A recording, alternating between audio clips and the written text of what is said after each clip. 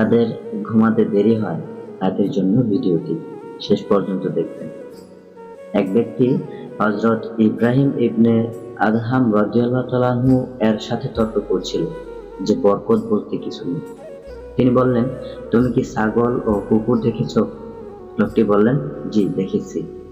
শায়খ লোকটিকে জিজ্ঞাসা করলেন, বলতো কুকুর আর ছাগলের মধ্যে কে বেশি বাচ্চা দেয়? লোকটি বললেন, কুকুর। শায়খ ইব্রাহিম ইবনে আদহাম রাদিয়াল্লাহু তাআলা আনহু বললেন, ছাগলকে জবেহ করা হয়, এরপরেও ছাগল সংখ্যায় বেশি দেখা যায়, কমে না, এটা কি বরকত নয়? লোকটি বললেন, এর কারণ কি? ছাগলের মধ্যে বরকত হয় আর কুকুরের মধ্যে বরকত হয় না? শায়খ বললেন, ছাগল সন্ধ্যা হতে ঘুমিয়ে যায় আর ভোরে জাগ্রত হয়। এই সময়টাই হয় রহমত ও বরকত বর্ষণের মুহূর্ত, ফলে তার মধ্যে বরকত হয়। আর কুকুর সারা রাত জাগ্রত থাকে আর ফজরের আগে ঘুমায়, তাই সে বরকত থেকে বঞ্চিত থাকে। একটু চিন্তার বিষয়, নবী করিম সাল্লাল্লাহু আলাইহি ওয়াসাল্লামের সুন্নত হলো এশার নামাজ পড়ে ঘুমিয়ে যাওয়া ও শেষ রাতে জাগ্রত হয়ে তাহাজ্জুদ পড়া। কেননা আল্লাহ রাতের শেষ তৃতীয়াংশে প্রথম আসমানে নেমে আসে বান্দাদেরকে দোয়া করার জন্য, ক্ষমা চাওয়ার জন্য থাকতে থাকে।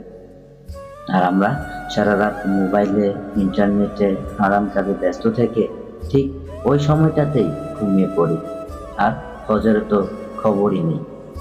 অথচ রাসূল সাল্লাল্লাহু আলাইহি ওয়াসাল্লাম বলেছেন, ফজরের কেবল 2 রাকাত সুন্নত সালাত পৃথিবী এবং এর মধ্যে যা আছে সবকিছুরই চাইতে উত্তম। সুবহানাল্লাহ। তাহলে 2 রাকাত ফজরের কতটা মর্যাদা হতে পারে? এমন অতি মূল্যবান সময় আমরা ঘুমিয়ে কাটিয়ে দেই। তাহলে আমাদের কাজকর্মে আল্লাহ বরকত দিবেন কিভাবে? আবার আমরাই দোয়া করি, অস্থির হয়ে যাই আর ভাবি আল্লাহ আমাদের দোয়া কবুল করেন। আসুন আমরা এখনই নিজেকে পরিবর্তন করি, আল্লাহর বিধান সমূহকে যথাযথভাবে গুরুত্বের সাথে পালন করি। তাহলে আশা করা যায় তিনি আমাদের দোয়া কবুল করবেন এবং কাজকর্মে বরকত দিবেন ইনশাআল্লাহ।